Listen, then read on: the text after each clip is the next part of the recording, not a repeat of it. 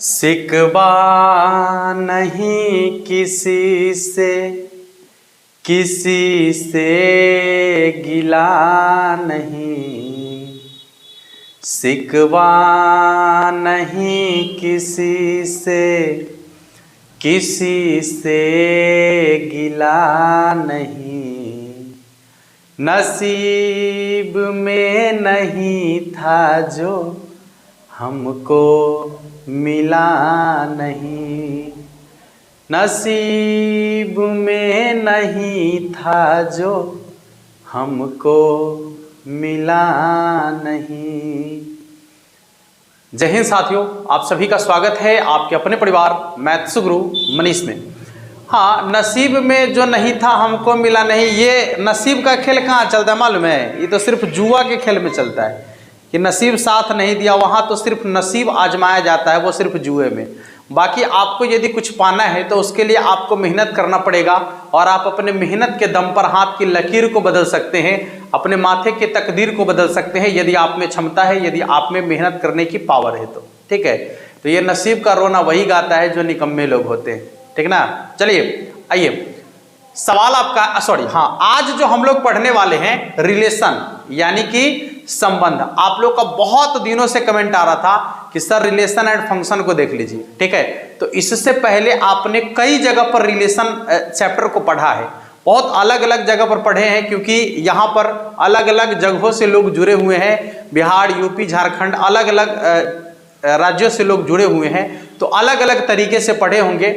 लेकिन आज जो हम आपको पढ़ाने वाले हैं रिलेशन, सिर्फ एक ही वीडियो में पूरा का पूरा ऑब्जेक्टिव आपका कंप्लीट हो जाएगा और पूरा का पूरा कॉन्सेप्ट भी आपके दिमाग में बैठ जाएगा। ठीक है, जितने भी ऑब्जेक्टिव क्वेश्चन रिलेशन से पूछे जाते हैं आपके बोर्ड एग्जाम में, सारा का सारा कॉन्सेप्ट क्लियर हो जाएगा और पूरा का पूरा आप क्वेश्चन भी आसानी से बोर्ड एग्जाम में कर सकते हैं। तो बिना देरी किए हुए शुरुआत करेंगे। सबसे पहले जो यहां लिखा हुआ है संबंध यानी कि रिलेशन। अच्छा, इस शब्द से आप परिचित हैं, पहले भी इस शब्द के बारे में आपको जानकारी है कि रिलेशन माने होता है संबंध। संबंध माने हमारा संबंधी, जो हमारा संबंधी है रिलेशन में ना, कहता है कि कहाँ जाना है और रिलेशन में जाए के माने अपन संबंधी के यहाँ जाना है, रिश्तेदार के यहाँ जाना है। ठीक है, तो रिलेशन का मतलब होता है रिश्तेदार, संबंध, संबंधी। ठीक है, हाँ सुनिएगा, जैसे मामा हो गई, मामी हो गई, नाना हो गए, नानी हो गई, मतलब बहुत सारा रिलेशन के लोग हैं, रिलेटिव्स जिनको कह सकते हैं आप। ठीक है, तो ये सब आपके क्या है? संबंधी है, और उनके साथ जो आपका रिलेशन है वही संबंध कहलाता है ना। उनके और आपके बीच जो रिलेशन है वही तो क्या उनका संबंध है ना। जैसे आप आपके और आपके पापा के बीच कैसा संबंध है? तो पुत्र और पिता का संबंध है। नहीं, आपके और आपके माँ के बीच कैसा संबंध है? तो माँ और बेटे का संबंध है, यानी माता और पुत्र का संबंध है। तो यही आपका क्या है? रिलेशन है। ये शब्द आप पहले से जानते हैं, लेकिन इसमें अब एक ट्विस्ट लाने का प्रयास करते हैं, इसको थोड़ा सा और ट्विस्ट से समझने का प्रयास करते हैं। जहां से आपके बोर्ड एग्जाम में क्वेश्चन बनाए जाते हैं हम वहीं चलेंगे और सबसे पहले आपको रिलेशन समझाने का प्रयास करते हैं। जैसे मान लीजिए कि दो गो परिवार है। ठीक है, एक परिवार है ए, ठीक है, एक परिवार क्या है? ए। ठीक है, यहां देखिएगा, एक परिवार ए है और इस परिवार में जो सदस्य हैं, इस परिवार में 3 आदमी हैं। 3 आदमी हैं, कौन कौन है सुन लीजिएगा।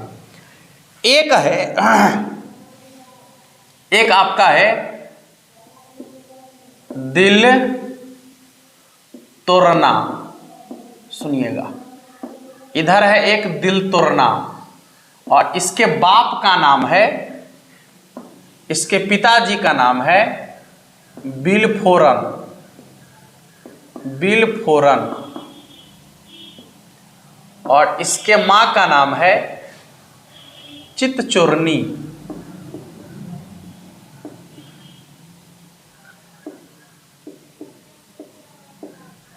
चितचोरनी। ठीक है, एक परिवार है जिसमें ये 3 सदस्य हैं, एकदम आराम से समझिएगा। एक परिवार ए है जिसमें ये 3 सदस्य हैं। कौन कौन सदस्य है भाई? तो एक सदस्य है दिल तोड़ना, जो लड़का है जिसका नाम क्या है? दिल तोड़ना, और उसके पिताजी का नाम है बिलफोरन और उसकी माँ का नाम है चितचोरनी देवी। ठीक है, बहुत अलग अलग टाइप का नाम आपको गांव में सुनने को मिलता है। तो उसी में से हमने यहां पर 3 नाम लिया है। दिलतोरना लड़का के नाम है, उसके पिताजी का नाम है बिलफोरन और उसकी मां का नाम है चितचोरनी देवी। चलिए समझिएगा। अब एक दूसरा परिवार है बी, ठीक है, एक दूसरा परिवार क्या है, बी। अब इस दूसरे परिवार में भी कुछ सदस्य हैं, ठीक है, दूसरे परिवार में भी कुछ क्या है, सदस्य है। अब दूसरे परिवार में जो सदस्य हैं वो ध्यान से समझिएगा। इसमें एक है आपका झगरू, ठीक है। इसके बाद यहां ध्यान से देखिएगा, इनकी एक लड़की है, ये झगड़ू पिताजी का नाम है, और इनकी एक लड़की है जिसका नाम है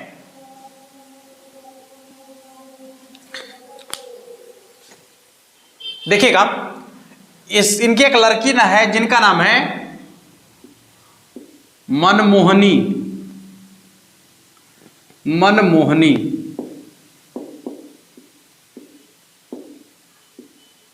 ठीक है।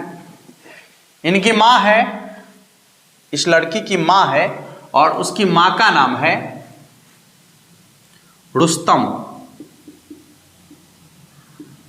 ठीक है। और इसकी एक बहन है जिनका नाम है दिलखुश।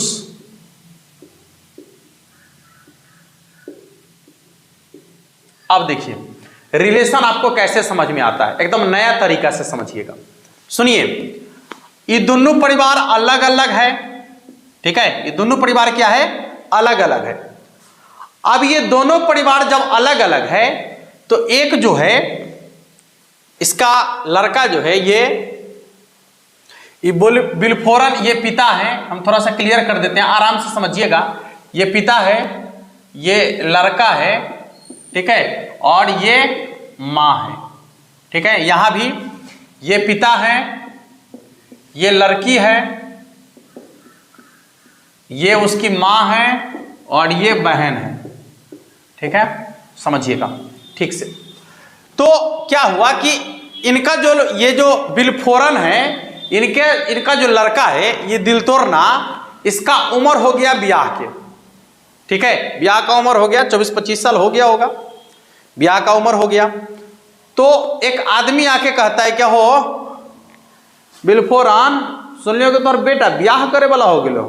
कल के हाँ ठीक है बात है, और बेटा तो ब्याह करे वाला हो गए, देखो ना अगुए यार ना बैठे, हम तो बड़ा सुंदर लड़की देख लियो, करवाओ ब्याह। हाँ ठीक है करवे ब्याह। वो अगुआ जो है ये दोनों परिवार के बीच संबंध बनाया, रिलेशन, ये दोनों परिवार के बीच एक संबंध बनाया। संबंध कैसा बनाया समझिएगा। ये गया, इससे पूछ लिया कि ब्याह करवाओ, तो कल के हाँ हाँ ठीक है, इसको तैयार कर लिया।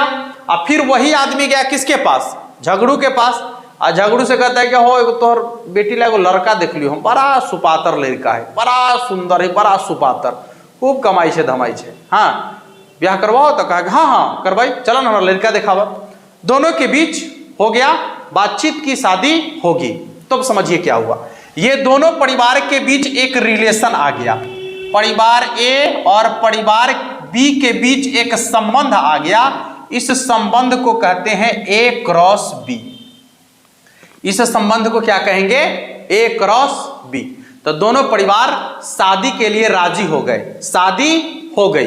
किसकी किसकी शादी हुई, तो देखिए ये जो लड़का है दिलतोरना, इसका शादी हो गया किससे, मनमोहनी कुमारी से। किससे हो गया शादी, मनमोहनी कुमारी से शादी हो गया। देखिए दोनों परिवार में अभी नहीं जानता था कि दोनों परिवार के लोगों के बीच क्या संबंध है, लेकिन जैसे ही ये दोनों परिवार का शादी हुआ, दोनों परिवार का संबंध बना, यानी इस लड़का और इस लड़की का शादी हुआ, तो अब दोनों परिवार के बीच बहुत सारे संबंध तैयार हो गए। कौन कौन संबंध तैयार हुआ समझिएगा, पहले समझिए। देखिए इस संबंध को कहेंगे ए और बी के बीच रिलेशन। कैसा, इसको कहते हैं ए क्रॉस बी। क्या कहते हैं इसको, ए क्रॉस बी। अब सुनिएगा, ये जो दिलतोरन कुमार है इसका शादी हुआ मनमोहनी कुमारी से, नहीं दिलतोरन कुमार का शादी हुआ मनमोहनी कुमारी से। तो बताइए कि दिलतोरन और मनमोहनी के बीच क्या संबंध है, नहीं दिलतोरन और मनमोहनी के बीच क्या संबंध है, तो दिलतोरन और मनमोहनी के बीच संबंध है पति पत्नी का।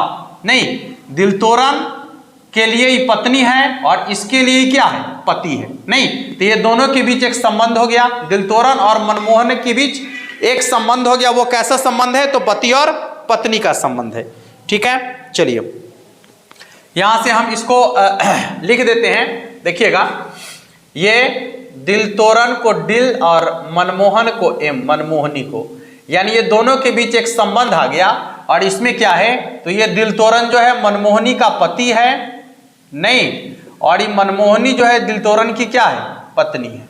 सुनिएगा, अभी दिल तोरण के झगड़ू से क्या संबंध है, नहीं, देखिए इधर ध्यान से, ये दिल तोरण के झगड़ू से क्या संबंध है, तो दिल तोरण का झगड़ू से क्या संबंध है, बताइए। दिल तोरण जो है झगड़ू के कौन है, तो दामाद है, दामाद है, नहीं, और झगड़ू जो है दिल तोरण का क्या है, तो ससुर है। देखिए कैसे संबंध बनता है, ध्यान से देखिएगा। अब इधर आइएगा, फिर ये जो दिल तोड़ना है इसका रुस्तम से क्या संबंध है, तो दिल तोरण का रुस्तम से क्या संबंध है, तो देखिए दिल तोरण जो है रुस्तम के क्या है, तो दामाद है, नहीं है, दामाद है। अच्छा, रुस्तम जो है दिल तोरण के क्या है, तो सास है। क्लियर हो रहा है, नहीं, इससे पहले दोनों परिवार एक दूसरे को नहीं जानते थे, लेकिन जैसे ही एक रिलेशन बना, उसके परिवार के प्रत्येक सदस्यों का इस परिवार के प्रत्येक सदस्यों के साथ कोई ना कोई संबंध बन जाएगा। और वो कौन सा संबंध होगा, अभी आपको देखना है आराम से, एक वीडियो बर्दाश्त कीजिए, टोटल क्वेश्चन आपसे बन जाएगा, थोड़ा सा भी आपको नहीं घबराना है। सुनिए, अब फिर यही जो दिल तोड़ना है इसका संबंध इस दिल खुश के साथ क्या होगा, तो सुनिएगा, दिल तोड़ना और दिल खुश है, तो दिल तोड़ना जो है दिल खुश के क्या है, जीजा जी हैं। जोड़े तोरी जीजा जी, हाँ जीजा जी है। अच्छा, ये दिल खुश क्या है, तो दिल खुश जो है दिल तोड़ना के कौन है, साली है। सुनिए, दिल खुश जो है दिल तोड़ना के क्या है, साली है। तो एक जो आपका ये दिल तोड़ना है, ये दिल तोड़ना के दूसरे परिवार के चारों सदस्य के साथ कोई ना कोई संबंध है। देखिए ना, दिल तोड़ना का मनमोहिनी से संबंध है, क्या है, पत्नी का, और ये इसका पति है। फिर देखिए, दिल तोड़ना का झगड़ू से क्या संबंध है, तो ससुर है और दामाद है। फिर दिल तोड़ना का रुस्तम से क्या संबंध है, तो दामाद है और सास है। दिल तोड़ना का दिलखुश से क्या संबंध है, तो साली और जीजा का संबंध है। चलिए अब आइए इसके दूसरे परिवार के सदस्यों को लीजिए, बिलफोरन सिंह। हाँ, अभी बिलफोरन सिंह का जो है झगड़ू सिंह से क्या संबंध होगा, जल्दी बताइए। तब बिलफोरन का झगड़ू से संबंध, बिलफोरन का झगड़ू से क्या संबंध होगा, ये तो एकदम स्पष्ट है कि जब ये पिताजी है, ये लड़का के बाबू है, ये लड़की के बाबू है, तो दोनों के बीच कैसा संबंध होगा, समधि, ये इसका समधि, ये इसका समधि, तो दोनों के बीच समधि समधि का संबंध है, नहीं, समधि समधि का संबंध है। समझ में आ रहा है। चलिए इसके बाद यही जो बिलफोरन है, बिलफोरन, इसका मनमोहिनी से क्या संबंध होगा, तो देखिएगा, इसका जो संबंध होगा मनमोहिनी के साथ, वो संबंध होगा ससुर और बहू का। नहीं, ये जो आपका है, ये पिताजी हैं और ये लड़की है ना, तो इसके लिए बहू है और वो क्या है, ससुर है, तो ये ससुर और बहू का संबंध हो जाएगा। ठीक है, अब ये जो बिलफोरना है उसका रुस्तम से क्या संबंध होगा, तो ये लड़की के माए है, आई लड़का के बाबू है, तो देख लीजिए इसका जो संबंध होगा रुस्तम के साथ, समधि और समधिनी का कैसा संबंध होगा, समधि और समधिनी का संबंध होगा। इसके बाद इसका संबंध दिलखुश के साथ कैसा होगा, तो वही बहू का मान सकते हैं। ठीक है, या फिर इसको आप ऐसे समझ सकते हैं, सुनिएगा, कि ये जो बिलफोरन है इसका दिलखुश के साथ जो संबंध होगा, बहू की छोटी बहन है तो बहू कह सकते हैं। ठीक है, बहू है नहीं बट कह सकते हैं। ठीक है, ये माने का रिश्ता होगा, या उसको लड़की टाइप से देख सकते हैं, यानी अपनी घड़की जो कहा जाए तो बहू टाइप से देख सकते हैं आप, वैसा संबंध होगा। चलिए फिर ये जो आपका चित्तचोरनी है, जो लड़का के माए है, उसका संबंध झगड़ू के साथ कैसा होगा, सिंपल देखिए, तो चित्तचोरनी का संबंध झगड़ू के साथ होगा, तो फिर समधिनी और समधि का, नहीं इंकुर गेले की हो, माथों में लाग गेले, ओहो पूरे देह पर छीट ले लिए, हाय हाय करम हटलाई हो ना, अच्छा रह दो कोई बात नहीं। अब देखिए भाई बात, फिर ये जो चित्तचोरनी है इसका संबंध मनमोहिनी के साथ क्या होगा, तो सास और बहू का। फिर रुस्तम का तो समधिनी और समधिनी का। तो इससे एक चीज तो स्पष्ट हो गया कि यदि दो अलग अलग परिवार है और यदि दोनों परिवार के बीच रिलेशन देखा जाए तो इसके प्रत्येक सदस्य का दूसरे परिवार के प्रत्येक सदस्य के साथ कोई ना कोई संबंध होगा और उस संबंध को a relation B, A cross B कह सकते हैं। ठीक है, तो परिवार ए के जितने भी सदस्य हैं, परिवार बी के जितने भी सदस्य हैं, दोनों के प्रत्येक सदस्यों के बीच कोई ना कोई संबंध होगा जिसको हम लोग क्या कहेंगे, ए क्रॉस बी कहेंगे। जितने भी संबंध होगा सभी संबंध को हम लोग क्या कहेंगे, ए क्रॉस बी कहेंगे। और जो ए क्रॉस बी का टोटल मान होगा उस मान को कहेंगे सार्वत्रिक संबंध। क्या कहेंगे, सार्वत्रिक संबंध। ए, परिवार ए और परिवार बी के जितने भी सदस्य हैं, प्रत्येक सदस्यों का दूसरे परिवार के साथ जो भी रिलेशन होगा सभी रिलेशन को कहेंगे सार्वत्रिक संबंध या फिर ए क्रॉस बी कह सकते हैं। अच्छा सुनिए, इस परिवार में देखिएगा तो 3 गो सदस्य है, यानी नंबर ऑफ ए, परिवार ए में 3 गो सदस्य है, और नंबर ऑफ बी, परिवार बी में कै गो सदस्य है, 4 गो सदस्य है। ठीक है, तो इसके ए क्रॉस बी में कै गो सदस्य होगा, यानी परिवार ए और परिवार बी के बीच कुल कितना संबंध होगा। तो देखिएगा, ध्यान से देखिए, इसका संबंध होगा चारों के साथ, ठीक है, फिर इसका संबंध होगा चारों के साथ, और फिर इसका संबंध होगा चारों के साथ। तो कितना हो जाएगा, 4 तिहाई 12, यानी ये जितना नंबर ऑफ ए है नंबर ऑफ बी है दोनों को गुना कर देंगे तो आपको पता चल जाएगा कि दोनों परिवार के बीच कुल कितना संबंध है। यदि मान लिया जाए कि परिवार ए यानी नंबर ऑफ ए, समुच्च ए या परिवार ए कह सकते हैं, में 5 गो सदस्य है, परिवार बी में नंबर ऑफ बी, परिवार बी में 4 गो सदस्य है, तो number of A cross B का मान कितना होगा, तो number of A cross B का मान होगा 5 चौके 20 के बराबर। ठीक है, यानी ए और ए क्रॉस बी में कुल कितने सदस्य होंगे, तो दोनों को गुना करेंगे तो ए क्रॉस बी का मान निकल जाएगा। ए क्रॉस बी क्या है, तो परिवार ए और परिवार बी के सभी सदस्यों के बीच कुल संबंध, सभी सदस्यों के बीच कुल संबंध को क्या कहेंगे हम लोग, ए क्रॉस बी कहेंगे। समझ में आ गया। तो यहां से आपको रिलेशन आसानी से समझ में आ गया होगा, संबंध आप आसानी से समझ लिए होंगे। ठीक है, अब इसको थोड़ा सा हम लोग थोड़ा सा पैटर्न चेंज करके और लेके चलते हैं, आपको अब गणित की भाषा में समझाने का प्रयास करते हैं, थोड़ा सा और चेंज करके आपको लेके आगे चलते हैं। आइए इसको मिटाते हैं। सभी लोग को समझ में आ गया होगा ये चीज, ए और बी के बीच रिलेशन समझ में आ गया होगा। यदि कुल रिलेशन आपको कहे तो देख लीजिएगा कि ए में कितना संबंध है, बी में ए में कितना सदस्य है, बी में कितना सदस्य है। ठीक है, तो number of A cross B का मान कितना होगा, सवाल आपसे पूछता है, तो दोनों को गुना कर दीजिएगा तो पता चल जाएगा कि number of A cross B कितना होगा। ठीक है, एक सवाल तो यहां से आपसे पूछा ही जाता है, एक सवाल आपका यह कंप्लीट हो चुका है। आइए आगे चलते हैं। चलिए देखिए, एक यहां पर समुच्चय दिया गया है ए।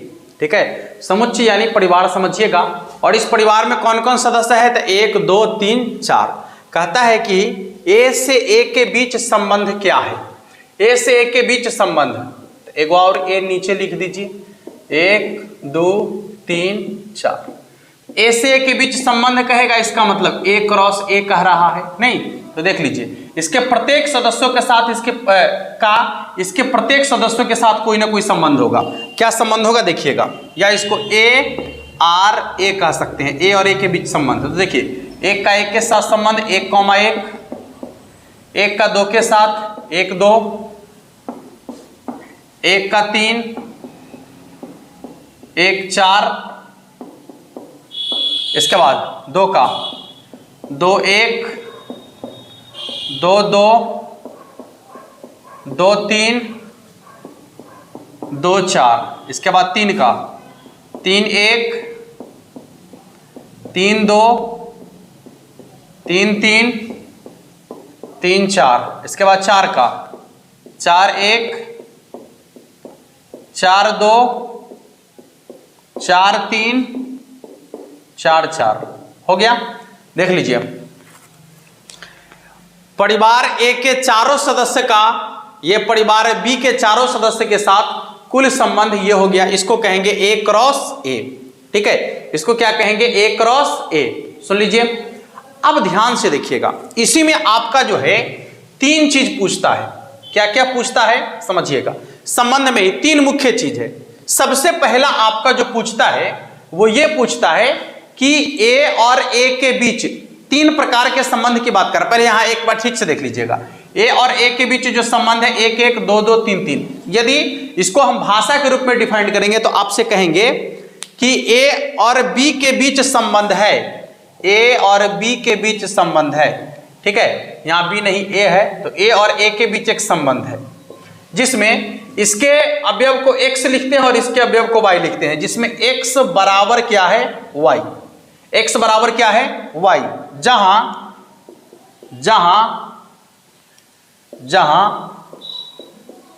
x, y belongs to a।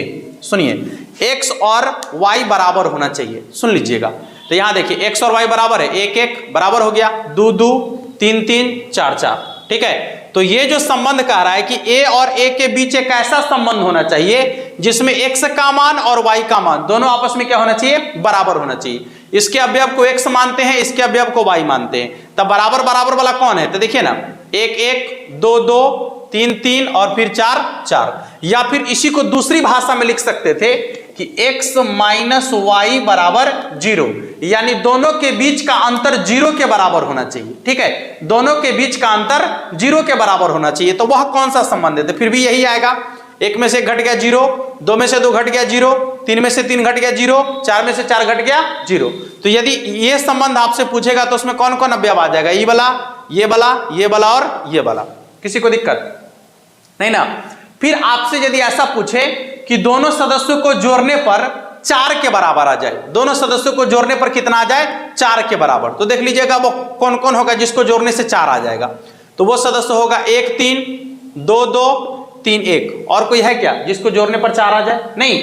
तो ये पूरा का पूरा संबंध आ गया। अब इसमें से आपको क्या चाहिए ये आपका क्वेश्चन कहेगा। ये टोटल संबंध है, कुल जो भी क्वेश्चन पूछा जाएगा इसी में से पूछा जाएगा, इसी संबंध में से पूछा जाएगा। अब जो पूछा जाएगा वो आपके पास होना चाहिए, क्वेश्चन वहां पर लिखा हुआ रहेगा, तो अकॉर्डिंग टू क्वेश्चन आप इसमें से उस रिलेशन को छांट सकते हैं। ठीक है, हाँ। फिर आप देखिएगा कि इसमें जो है 4 गो सदस्य है। इसमें कै गो सदस्य है? 4 गो। इसमें भी कै गो सदस्य है? 4 गो। तो नंबर ऑफ ए क्रॉस ए में कै गो सदस्य होना चाहिए? तो 4 चौके 16 सदस्य होना चाहिए। काउंट करके देख लीजिए, 1 2 3 4 5 6 7 8 9 10 11 12 13 14 15 16। तो ए क्रॉस ए में कुल कितना सदस्य है? 16 सदस्य। ऑब्जेक्टिव में यहां से भी क्वेश्चन पूछा जाता है आपसे, यहां से भी क्वेश्चन आपसे पूछा जाता है। ठीक है, इतना चीज आपको आसानी से समझ में आ गया होगा। अब आपको देखना है संबंध के जो मेन गुणधर्म है उसको समझना है। ठीक है, और वहां से भी सवाल आपके बोर्ड एग्जाम में पूछा जाता है। बस आपको 10 मिनट और आपका लेंगे, पूरा का पूरा आसानी से आपको समझा देंगे। 10 मिनट आपको और बर्दाश्त करना है। आइए देखते हैं। देखिए, अब आपको क्या करना है कि इसमें से मुख्य रूप से आपको क्या पढ़ना है?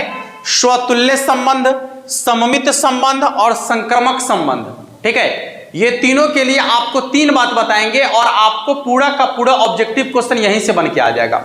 सवाल को ठीक से समझिएगा, आपको 3 रिलेशन पढ़ना है। सबसे पहला है आपका स्वतुल्य, दूसरा है आपका सममित और तीसरा है आपका क्या? संक्रमक। स्वतुल्य का मतलब होता है ज्यों का त्यों। स्वतुल्य का मतलब होता है ज्यों का त्यों, यानी दोनों अवयव सेम टू सेम होना चाहिए। दोनों अवयव सेम टू सेम होना चाहिए, तब वो हो जाएगा आपका स्वतुल्य। स्वतुल्य मतलब क्या? कि अपने जैसन। स्व माने अपना, तुलना माने क्या? तुल्यता माने अपने तुलना के बराबर। तो अपनी तुलना के बराबर यानी अपने जैसन संख्या। ठीक है, यदि सेम टू सेम संख्या है तो स्वतुल्य है। जैसे यहां समझिएगा, यहां देखिए 1 1 सेम टू सेम है, 2 2 सेम टू सेम है, 3 3 सेम टू सेम है, 4 4 सेम टू सेम है। तो ये आ जाएगा आपका स्वतुल्य 1 1। ठीक है, इसके बाद